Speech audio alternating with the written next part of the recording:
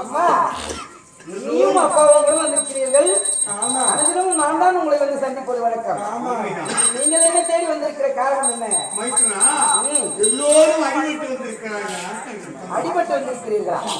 என்னமா வந்திருக்கிறீர்கள்?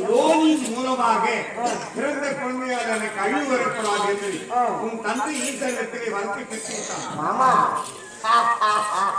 அவரும் கொடுத்து விட்டார். அப்படியா? அவர் கொடுத்த பிரகாரமே அவன் அந்த வரத்தை பெற்று வந்து உங்களை எல்லாரையும்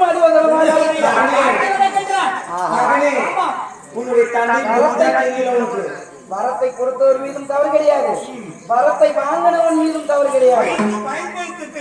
ஆனா அவன் வைத்து பயன்படுத்தியது கரெக்டான முறையில் தான் பயன்படுத்துகிறார். ஏனென்றால் தேவர்கள் மூவர்கள் நீங்கள் நல்லா இருக்கிறீர்களே, எவ்வளவு ஒரு இருமாப்பு கொண்டவர்கள் தெரியுமா? என்ன பிடிச்ச மூலையில முட்டுங்களை வச்சிருக்கீங்க, எங்க வச்சிருக்கீங்க? நான் ஒரு பிள்ளையார் சொன்னேன், என்னை பத்தி எல்லாம் கவலைப்பட்டுருக்கீங்களா?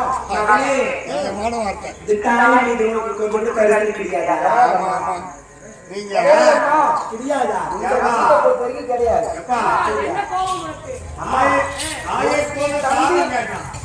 எனக்கு தம்பி போடுது, நான் தாய் போலே தாரம் கேட்டேன்னு சொல்லிட்டு என்ன மூணு உள்ளதெல்லாம் புள்ள வரணும்னா என்ன சுத்த சொல்றீங்க? எப்படி பிள்ளை இல்லாதவங்களுக்கெல்லாம் பிள்ளை வரணும்னா என்ன சுத்த சொல்றீங்க? என்ன இன்னமும் பிள்ளைய வச்சுட்டா எப்படி? நான் தாய் போல தாரம் கேட்டனா இல்லையா? எனக்கு திருமணம் ஒண்ணு பண்ணி வச்சுங்களா? நீ கேட்டதின் பிரகாரம் உனக்கு திருமணத்தையும் செய்து வைக்க வேண்டும். திருமணத்தை செய்த பிறகு நீ யுத்தத்திற்கு சேர வேண்டும். ஏனென்றால் யுத்தம் செய்துவிட்டு வந்து திருமணம் செய்து ஏனென்றால் அப்ப செஞ்சாதான் செய்வோம்னு சொல்லிட்டு வந்துட்டாங்க மாமா என்கிட்ட. அப்படியெல்லாம் என்னால செய்ய முடியாது. அவங்க கொல்ல முடிஞ்ச பொண்ணு கொல்லணும். வந்திருக்கிறது என்கிட்ட உதவி கேட்கறதுக்காக வந்தீங்க.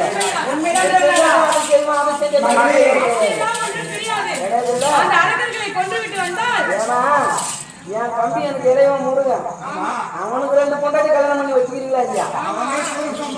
பூர சம்பாரம் செஞ்சா வள்ளியும் தேவையான திருமணம் பண்ணான். நான் சும்மா தானே இருக்கேன். எனக்கு கல்யாணம் எப்ப பண்ண போறேன்? ஆமா, எனக்கும் 2 பொண்டாட்டி தான் வேணும்.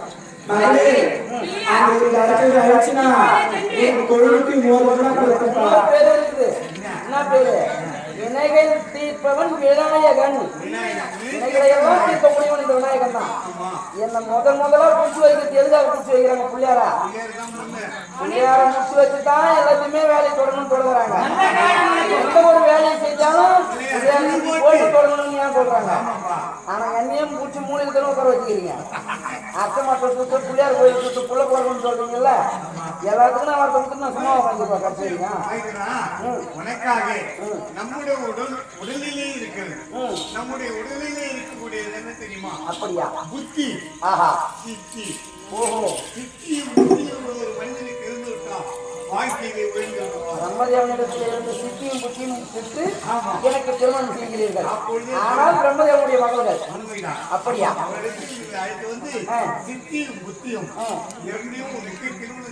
எனக்கு திருமணம் செய்து வைத்தால் தான் அந்த அறக்கரைகளை அனுப்பேன். ஆமா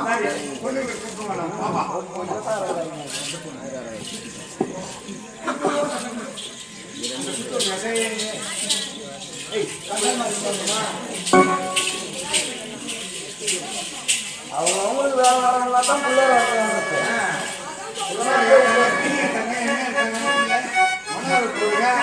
பாட்டு போடுறாங்க.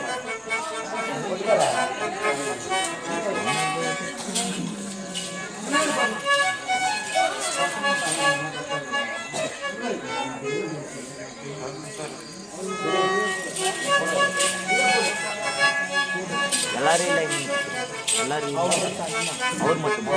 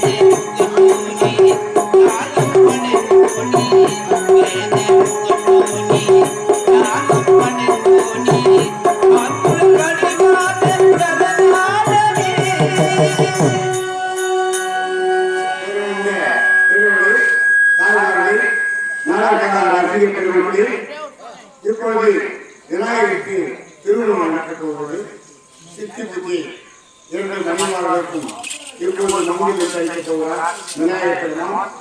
காலை வேலை கடவுள் கணிக்கணும் ஆகினாலே இந்த திருமணத்துக்கு வரிசையில் வந்து வரிசைக்கு விநாயகருடைய ஆசீர்வாதம் பெற்று செல்லுமாறு வேண்டுகிறோம். இப்பொழுது திருமணம் நடக்கப்போவது இந்த கல்யாண காட்சி பார்க்க வேண்டும். அவர்களுக்கு வரிசைக்கு ஆசீர்வாதம் பெற வேண்டும் என்று கேட்டுக்கொள்வோம் என்று நினைக்கிறேன்.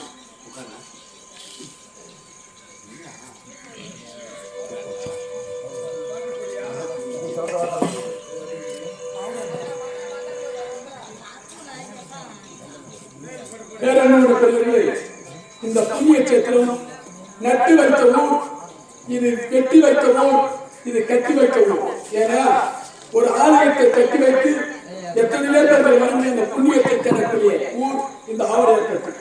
அப்படியான கிராமத்திலே ஒரு குடும்பத்திலே மாணவர்களும் மனிதர்களும் கொடுத்தோம். அதை கொண்டு இந்த மேலே அந்த விநாயகர் முழு முதல் கடவுளுக்கு இந்த மேடையிலே இந்த கிராமவாசிகள் இப்போது சித்தி புத்தி சிந்தனை இருந்தால்தான் ஒருவன் செயல்படலாம், புத்தி இருந்தால்தான் அவன் புத்திசாலியாக இருக்கலாம். அப்படி என்பதற்காக இதை அடிக்கடி நம் மக்களுக்கு சொல்ல முடியாத விநாயகரை நினைத்தால் சிந்தனை வரும், புத்தி வரும். அதனால்தான் சித்தி புத்தியை இங்கே திருமணம் நடத்துகிறோம். புள்ளார் ஒரு கோடி புள்ளை எடுத்து ஒரு கோயிலை கட்டி கும்பாபிஷேகம் செய்து பசங்களாக விளையாடுவாங்க. அது வேற ஒரு கோடி புண்ணியமா. பூமி மண்ணால் ஒரு கோடி மண்ணால ஒரு கோயிலை கட்டி அதை நடுங்கினா அதுக்கே 2 கோடி புண்ணியமா. ஆனால் கல்லார் ஒரு கோயிலை கட்டி மகா கும்பாபிஷேகம் செய்தால் அவர்களுக்கு 6 கோடி புண்ணியமா. ஆனால் ஆண்டவனுக்கே திருமணம் செய்யக்கூடிய ஊர் இந்த ஆவடியார். ஆவடியார் என்றாலே அது லிங்கத்துக்கு ஒப்பானது. ஆவடியார்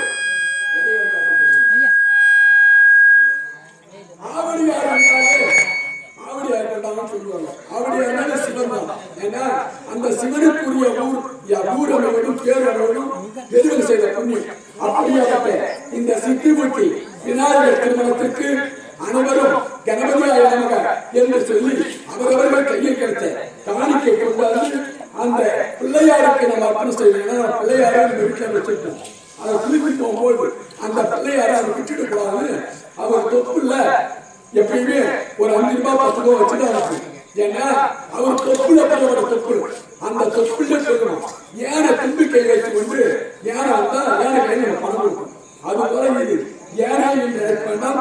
ஆண்டவன் திருமணம் அனைவரும் சூழலை ஏற்றி விட்டுட்டு அவங்க கொஞ்சம் வந்து பார்த்து அவங்க அந்த கல்யாணத்துக்கு மொழியை வந்து அந்த சித்தி பத்தி இந்த விநாயகர் தளத்தில் கொடுக்குமாறு தாழ்மையோடு கேட்டுக்கொள்வோம். வைத்து நாடினோம் துண்டிக்க